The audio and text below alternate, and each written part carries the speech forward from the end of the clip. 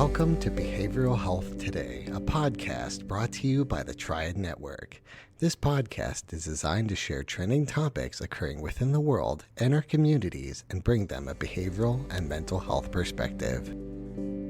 Welcome to Behavioral Health Today. I'm your host, Dr. Erin Elmore. My guests today are Sara Hahn and Ellie Foster, both directors of education at the Kevin Love Fund, which is a fund established by the NBA player Kevin Love to break the stigma around mental health and inspire people to live their healthiest lives while providing tools for both mental and physical health. Sara Hahn holds a master's degree in human development studies from Vanderbilt University and a master's degree in education from Pepperdine University.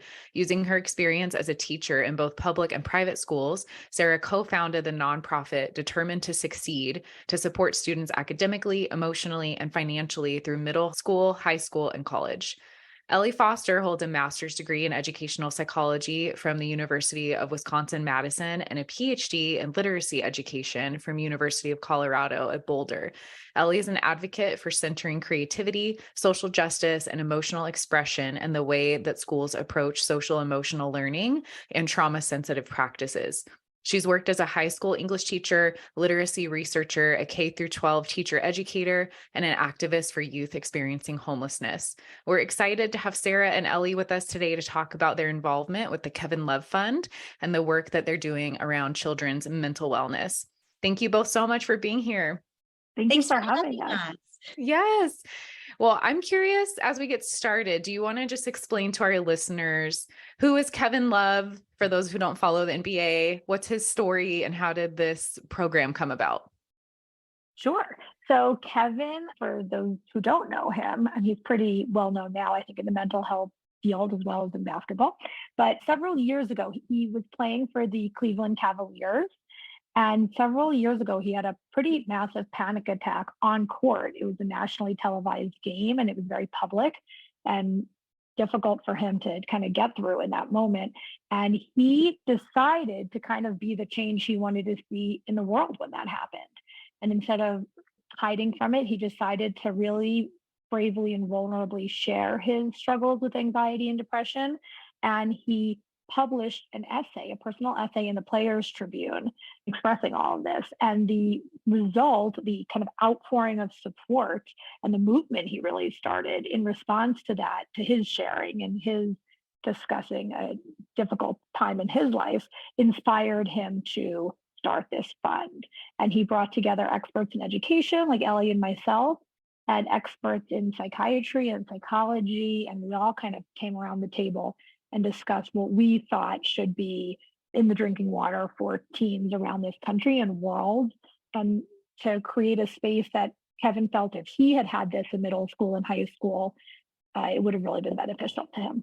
Mm-hmm, mm-hmm. And how did you both get involved in working with the Kevin Love Fund? Did he recruit you himself personally? I mean, how did you stumble into this? Through my work in Los Angeles with Determined to Succeed, I had met Regina Miller, who's the executive director of this organization, and I knew that Ellie was the perfect person, as you will soon see, to bring on to kind of complete our team.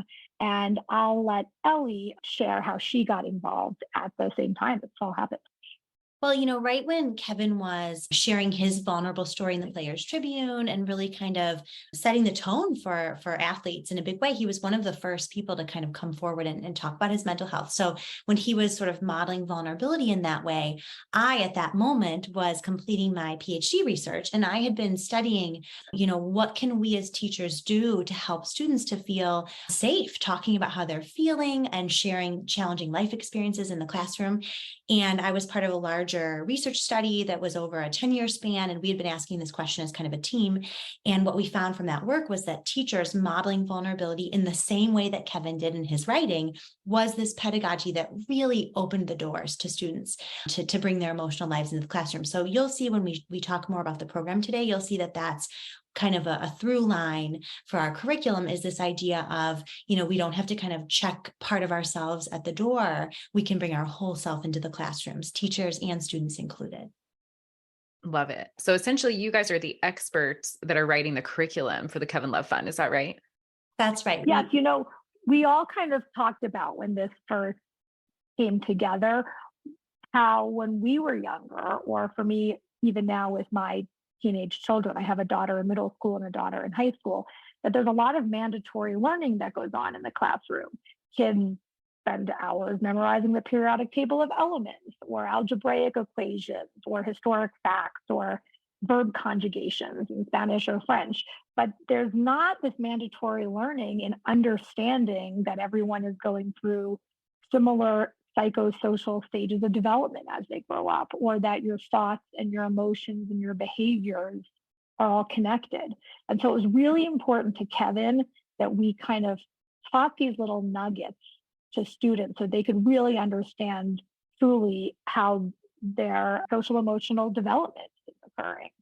And so we kind of put together what we all thought ought to be mandatory learning in this realm, at least. Of course, not to knock any of the science or English or math classes that our kids are learning, but to add this in addition. Yeah. Do you want to add anything to that, Ellie? I was just going to say, when we began writing the program, we had this larger team, that we were working with.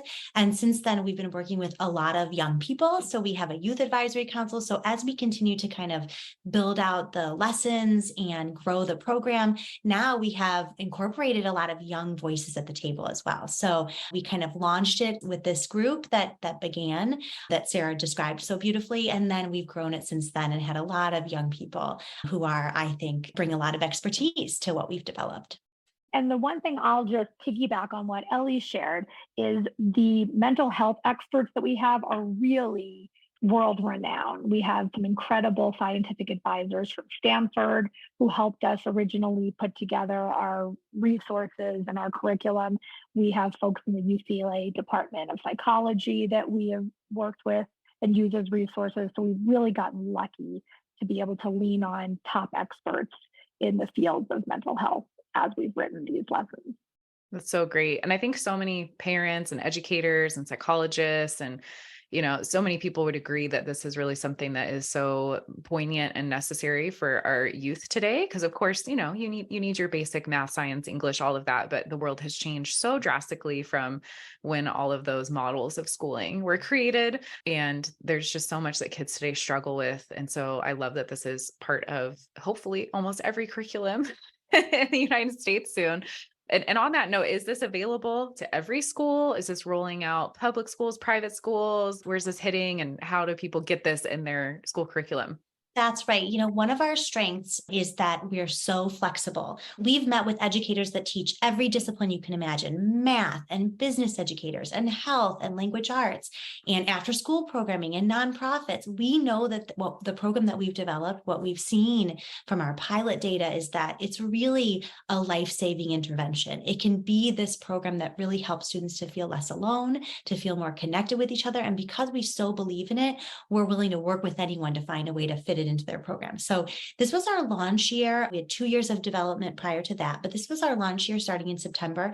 We're now delivering the program to more than 30,000 students, which is like enormous growth to have in 1 year. And it's because of this kind of devotion that we have to finding a way to make it fit and help the educators to tailor it to each of their contexts. So regardless of the subject, we can find a way to plug it in. Primarily, we're 6th through college level, but we've also begun working with elementary educators, both to deliver the pedagogy that I described earlier of modeling vulnerability, and also to tailor the lessons that we've written to the younger age groups. So it's just effective in all those groups that we just mentioned. I would just say that coaches, athletic directors, teachers, school counselors all deliver this curriculum. It kind of runs the gamut of everything from summer programs to after school programs, independent schools, public schools, nonprofits all over the country. So we have a lot of different kind of school and nonprofit partners that we work with. And to Kevin, the most important thing was taking away, not even reducing, but taking away any barrier for any student. So Ellie and I always kind of joke that we feel like we're like at Willy Wonka's factory handing out the golden ticket because we're saying this is a free curriculum. Our training is free. The ongoing support you'll get from us is free.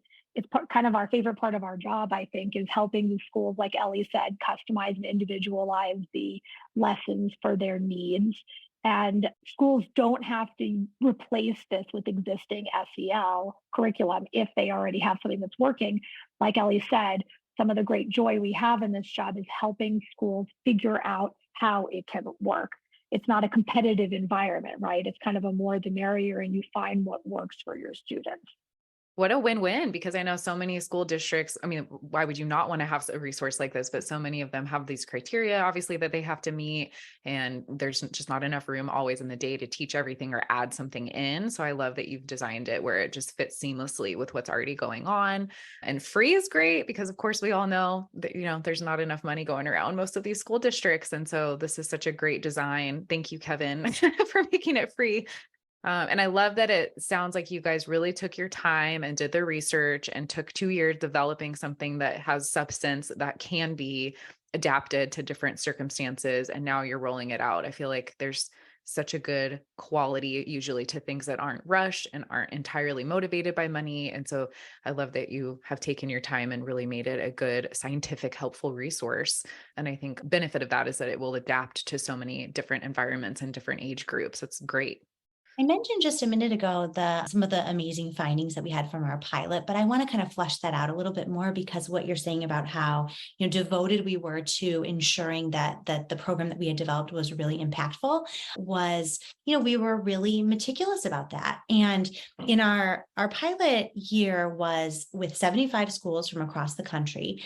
And what we found from that data was that one of the biggest impacts that the program was having on students was on this feeling of belonging, which we know is really hard to make that happen in a classroom environment. But in schools where belonging rates are really high, bullying rates are really low. So we should put our weight behind it, but it's hard to make it happen. It doesn't always kind of click into place by doing kind of more, surface level conversations, what are your interests, shared interests, those kinds of connections don't always create that kind of deep belonging. But what we found in our data was that, sharing stories with each other and developing empathy and care for students among each other and also between teachers and students is the practice that really helps students to feel that increased sense of belonging. And so 84% of students said, I feel after doing this program a greater sense of belonging in the classroom.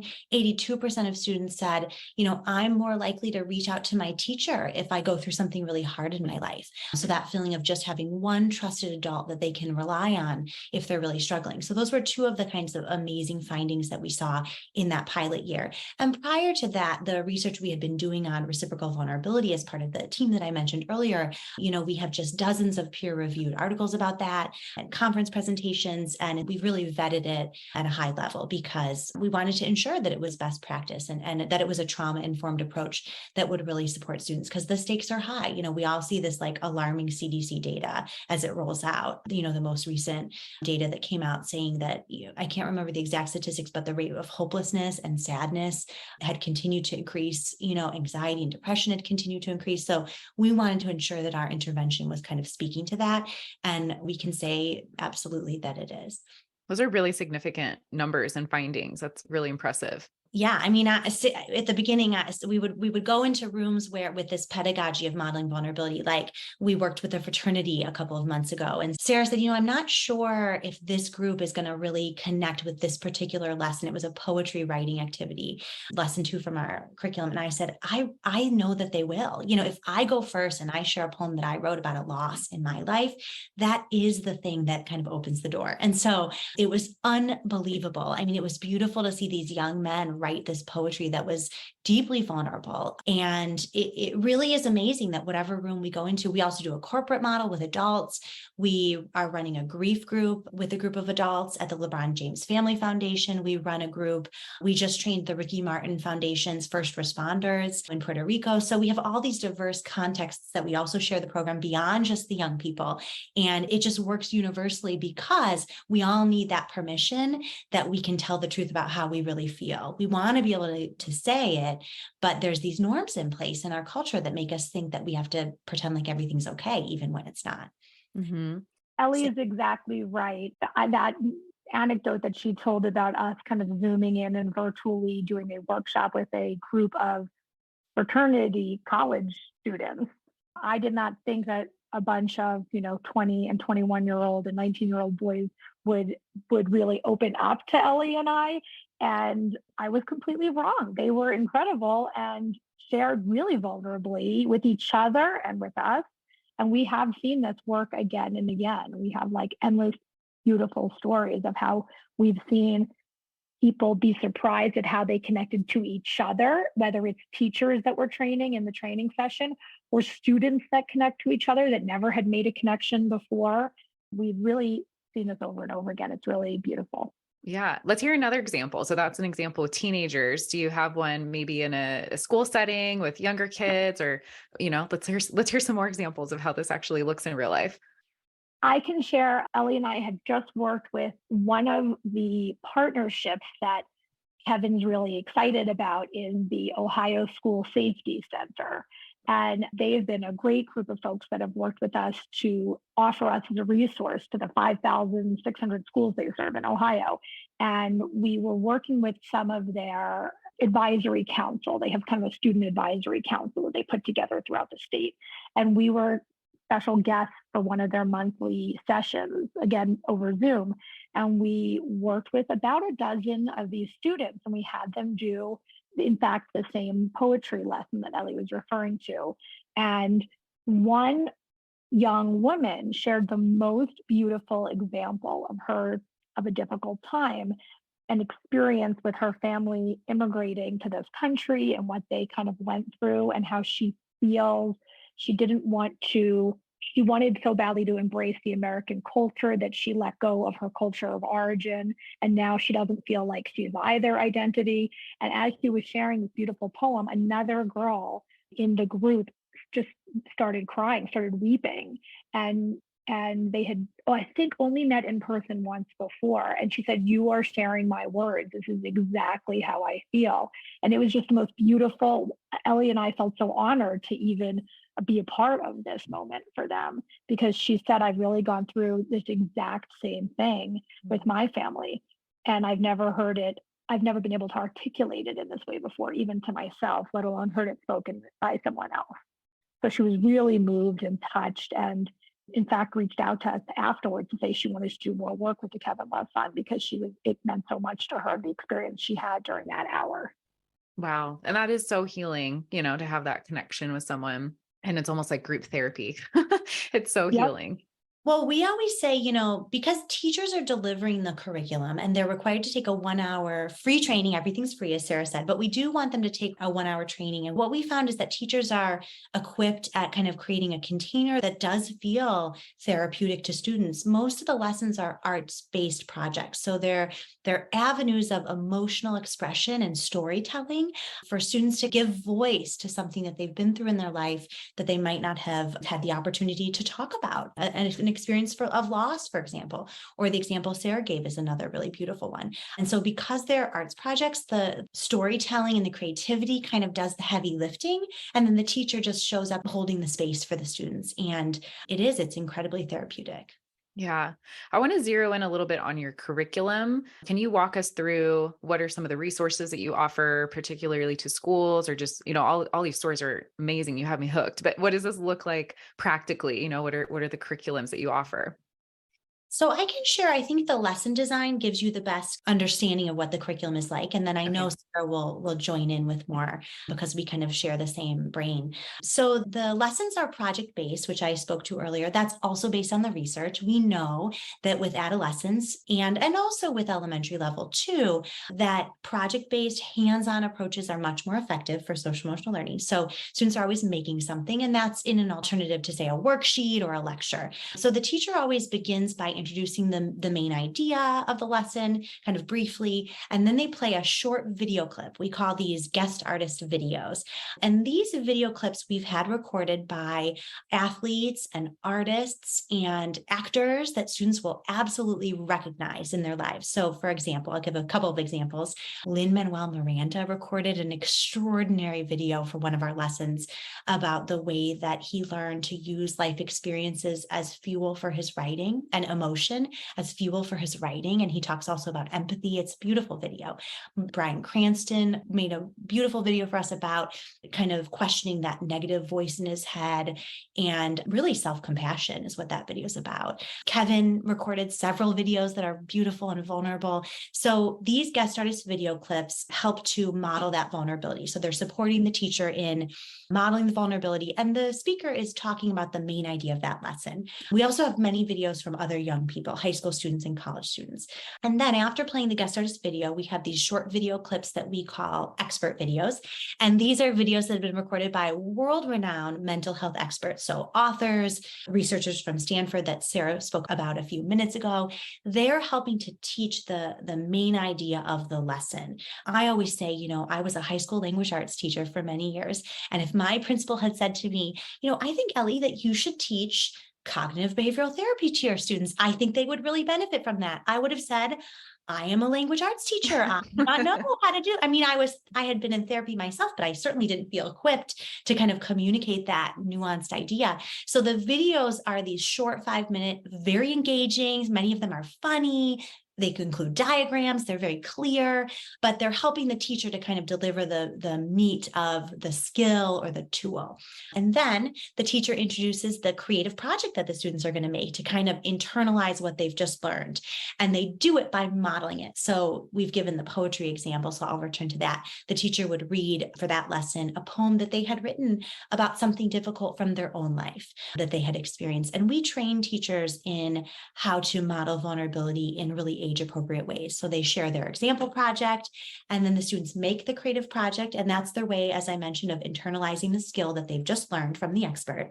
And then at the end of the lesson, there's this chance for students to share what they've created with each other if they want. So they might read their poem or share their collage, or we have a music playlist lesson. They might play a song that they picked for their music playlist. So that's an incredibly connecting kind of closure activity that we've seen in our lesson. And so that's the structure of each lesson plan. And then right now we have 14 lessons. We're rolling out another 4 in the fall. And the lessons are, a main idea or a skill paired with this creative arts project. I would add that if Erin and Peter, while you're hearing us talk about this poetry lesson, you're like, ooh, I'm not a poet though. That would be really hard for me. Fear not, because it is a very easy way to express yourself and tell a story from your past. I actually find it easier than just writing a letter to someone, because there's a sentence stem that starts you off. And we purposely chose, as former classroom teachers, very easy, or at least simple. Maybe it's not easy, but it's simple. Very simple ways for teachers and students to tell a challenging story, or share a happy emotion or a happy time, or a story of gratitude or love or appreciation for someone. And so we have all these different modalities. We do want students to feel comfortable going a little out of their comfort zone, but we've purposely chosen all these different forms of creative expression so that everyone is finding things that they're comfortable with, that they feel they can kind of thrive in, and also surprise themselves with the output, which we see over and over again. And these lessons are about 45 to 60 minutes in length. I would add that, just if you're a counselor or an athletic director or coach or teacher listening to this, and they can really fit in many different times throughout the school day, whether it's an advisory period, and some educators will break it up into 2 half-hour sessions because they only have their advisory group for 30 minutes, or a mental health day. A lot of schools come to us when they have a mental health day, or they're responding to a crisis that's happened on their campus. We'll come in and help give tools to the ways their students might be able to process. And like when Ellie was mentioning the first responders work in Puerto Rico through the Ricky Martin Foundation, it was not something we thought of when we first wrote these lessons, but I thought how inspiring and beautiful this idea of helping first responders, that when there is another crisis, they have this activity that they're prepared to do with a group of young people if they're in a shelter, or after a natural disaster, or if they're together for some other reason. So it feels so connecting to go through this 1 hour process and kind of get this idea of being a witness to someone's story and know how to respond, and then have this in your tool belt as a trusted adult in the classroom, or in the, on the sports team for students to go to when they have a challenging time. Can I interject one other piece that's really exciting that we've seen in kind of this preliminary data from this launch year? We actually presented it at the American Educational Research Association conference in Chicago, which is that we found that our program was as impactful for teachers' mental health as it was for students. And we know that there's like an educator mental health crisis right now also, partly because of the pandemic, because of lack of resources, et cetera. So it's really a challenge. And it's so exciting to see that when teachers have the opportunity to model the creative projects, they're also giving themselves the time to process some of those experiences that they've encountered, certainly over the last few years. We always say, and Sara, I'm so glad you said this, we always say that the prize is in the process. So it's not the product that they create. It's not like a beautiful poem or a beautiful piece of art. It's the process of kind of expression.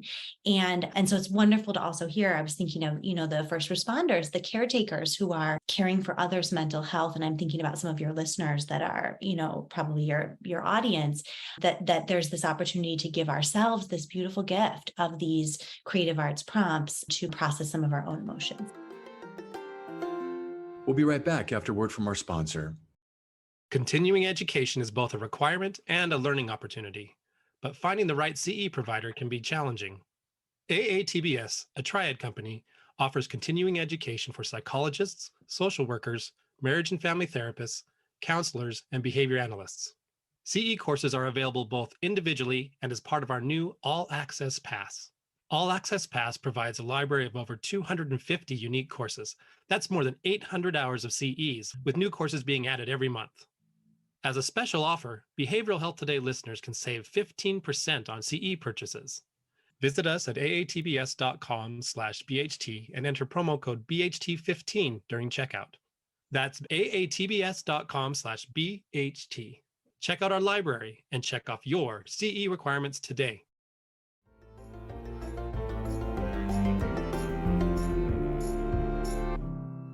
Yeah. And on that note, I did want to ask more. I'm noticing the theme of vulnerability from the staff or the teacher or the leader of the group first to then invite the audience or the students into vulnerability. So can you say more about why that is such an important aspect? I mean, I kind of can guess where you're going from my psychology background, but I think it would be really interesting to hear from what you found in your research of why that is such an integral aspect. And second follow-up question, I'm sure a lot of educators might be a little nervous about that idea. So how do you train them to be comfortable with that, or at least have the tools to be able to do that when normally I feel like they're taught to just kind of be neutral?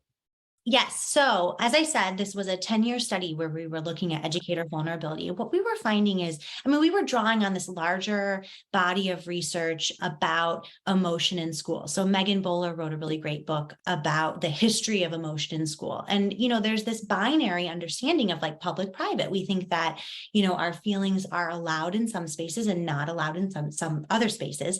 And that schools in particular are places for thinking, but not feeling. So even the idea of like embodiment, like how's your body feeling, isn't something that we encourage students to do very much. We're just kind of like, well, what do you think about this?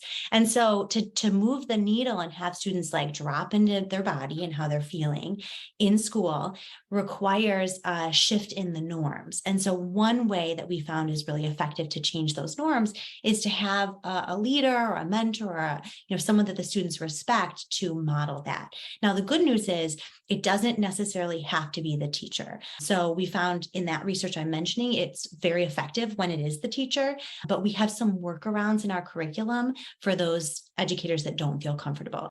I was going to add that if you were a teacher, sometimes there's teachers that have many years, decades of experience teaching the content, but they've been trained actually not to share personal stories and not to. I'm in my late 40s, and when I was first a classroom teacher in my 20s, I was told not to tell anything personal about and I know clinicians are often, even now, feel they have to really hold a professional boundary. So I think that's where we found that our answer was the guest artists and expert videos. So like Ellie said, a teacher is certainly not equipped to teach about cognitive behavioral therapy, nor should they be. And so that's why we have our expert video, which is a succinct 6-minute explanation that's great for students.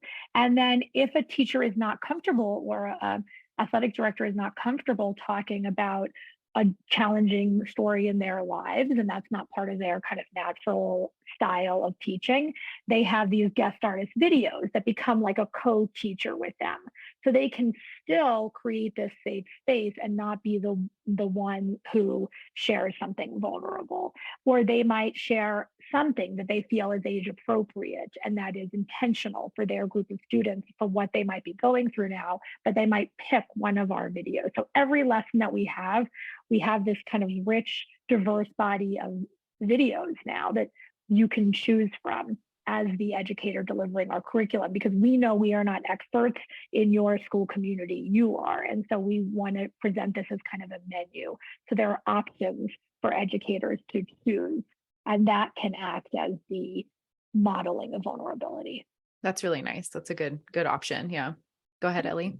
I was going to say the other thing that the videos do and the teacher modeling does is that it's showing students that, there's still this misunderstanding around certain emotions, as though sadness or anger or anxiety are like the emotions we're trying to like get rid of. And then if we like learn a special tool, then we could just feel good all the time. And like the idea that like, well, actually it's not like a broken machine. If you're feeling sad or angry or anxiety, it's not like, oh, well, you're deficient or you're broken and we have to fix you. It's more like, this is the human experience. Like we wanted the stories that students watch to communicate to them, like, this is part of what it means to be human. If you love someone, the other side of love is loss, right? It's like, if you are going after your dreams and your goals, part of that process includes anxiety. Like we're just trying to like normalize and take away that stigma. And that was really one of Kevin's goals. He wanted students to feel, less alone, and, like there's not something wrong with them if they're feeling these hard emotions. And the videos really do that, because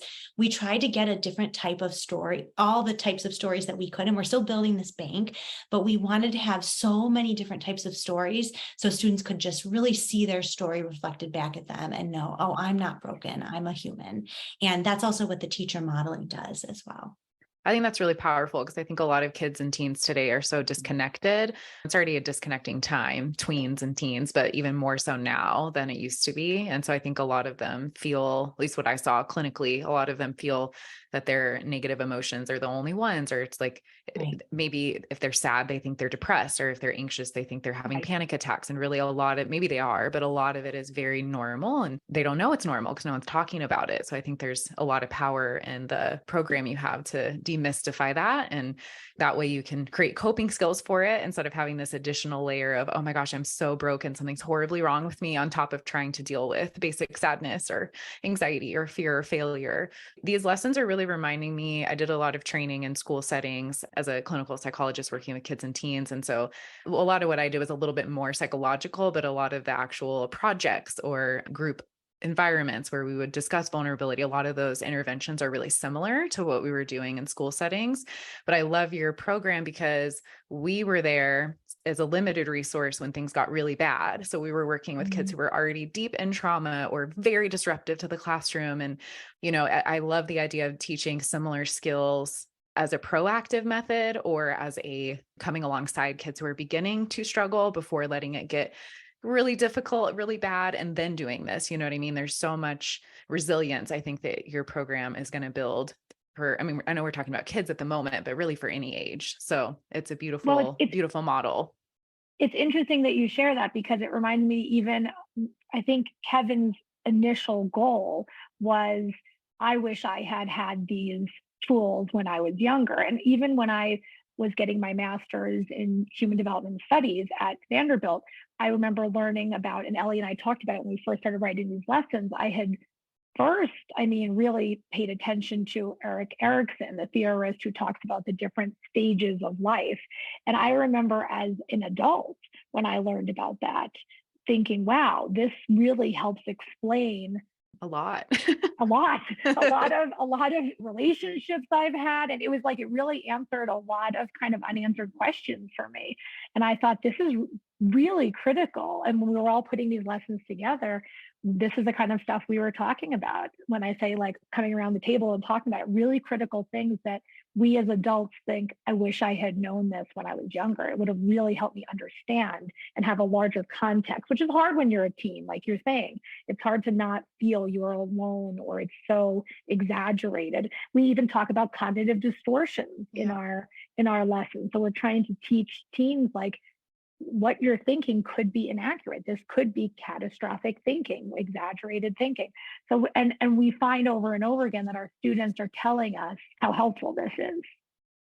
Absolutely. Yeah, I can only imagine. And you've already mentioned a lot of positive outcomes you're noticing, like even increased teacher mental wellness or mental health. And I'm sure you're seeing less impulsive or disruptive behaviors in the classroom. What else are you noticing? What are the positive outcomes of this program? You know, we have these end of the year live feedback sessions with teachers. And after last year's feedback session, towards the end of it, one of the teachers said to us, "Oh, I invited some students to come because they wanted to say something to you." Oh, I And love that.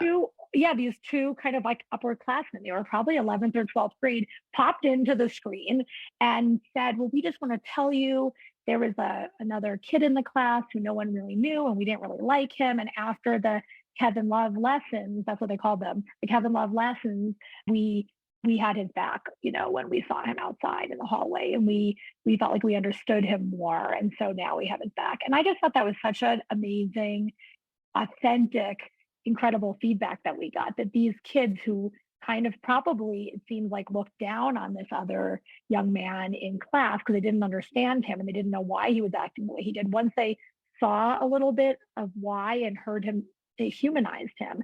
And suddenly they started to protect him and feel a sense of connection and were friendlier outside of the classroom. Yeah. What's that phrase? It's really easy to be frustrated with someone until you know their story, right? Mm-hmm. Mhm. Yeah. Yeah. Ellie, do you want to add anything to that? Anything you're Yeah. noticing as positive outcomes? I have another story that popped in my mind that I think illustrates one of the outcomes we've seen for sure, which is, you know, so much of our culture is about like, here's a bunch of things that will help you to feel better. And like, some of them could turn into an addiction, but some of them are like addictions that you can like manage in your life. That really is kind of the messaging that I think a lot of us get when we're kids. And we're trying to send this alternative message, which is the only way out is through, you know, like we have this one lesson that feelings are a wave, that if you're willing to like stick with it, tell the story and ride the wave to the other side, you know, there's something waiting for you there that's peaceful. And that, you know, running to drinking or, you know, smoking or whatever you're going to, you know, smoking pot or whatever it is that, or video games, or, you know, there's just so many things that we can do to feel better fast, won't get you to that peaceful feeling, but feeling the feeling will. And I know that I'm preaching to the choir because you've been a change agent in the space for a long time. But one of the stories that is a great example of it is we talked with a teacher who said, you know, I have a student that anytime I tried to, you know, he had a really complicated relationship with his parents and had experienced a lot of trauma. And anytime in the class that the teacher kind of touched on anything that was vulnerable or that was about emotion at all, he would get up and leave and never come back. That was the end for the day. And something about our curriculum and the fact that it was the letter lesson, which is our first lesson, the fact that Kevin shared his letter first. And, you know, Kevin is this role model for a lot of young men, is an example of an alternative way of kind of managing difficult emotions by speaking about them. And so, you know, we have a video of Kevin in this lesson, and then everybody writes a letter. And this teacher said, you know, he got up, he started to write this letter. He got up, he left the room, but then he came back. It was the first time he ever came back. Wow. And it just gives me goosebumps to think about that. And this is just one example of the many, many that we have kind of in our story bank, but we see it again and again, that it's new information to them, that if they ride the wave, there's a place at the other side. It's not like I'll cry forever. You know, it's like I'll feel it and then I'll get something that's waiting for me that's different than if I had used an addictive, you know, kind of alternative.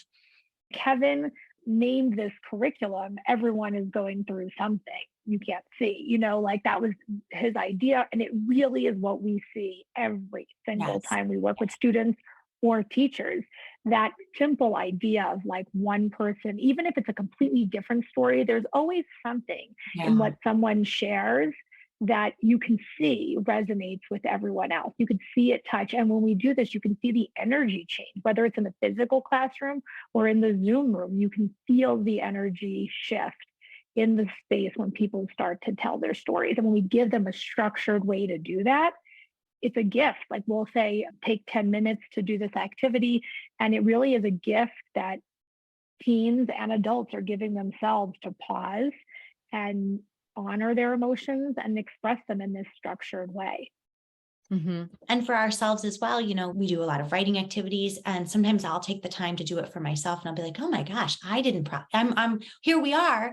I know the tools, but do I really do them? Like taking that 10 minutes to like really notice how I'm feeling, like it's a gift to anyone that takes the time to do it. And that's one reason why we have some nonprofits that are in their third year of doing this curriculum, same lessons, because the prompts are open-ended, and whatever you're feeling, having the time and a prompt to get you started is really all you need, right? To get going with processing whatever it is that's going on in your life. So it might change from year to year. And that's why they can repeat the same lessons, we've found. We have new lessons coming out this coming year, but we've gotten feedback that I think all of our partners at schools and nonprofits have said we want to have like kind of a favorites that we go back to every year, because the familiarity of returning to the same activity with different emotions. Like we have a protest art lesson, and what students are concerned about or upset about year to year changes. And they have a lot that they want to express in that way. So it's a comfortable way to return to something that now feels a little bit more familiar and safe for them to express their emotions. Yeah, I could easily see how that would integrate into a classroom setting and could be used in different ways and different methods over and over again, because everybody's always growing and changing, or the feelings change. Yeah. That's the whole point. Yeah.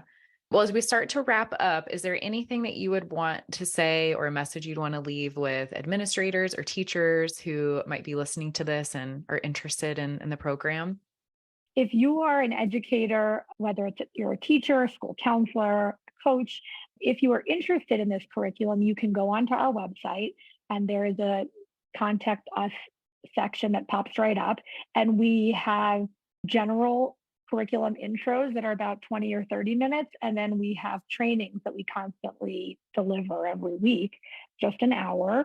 And if you're just interested in learning about it individually, you can come to those. And then if you have your whole staff wanting to be trained for, let's say, a professional development hour, we are able to schedule with individual organizations to do that.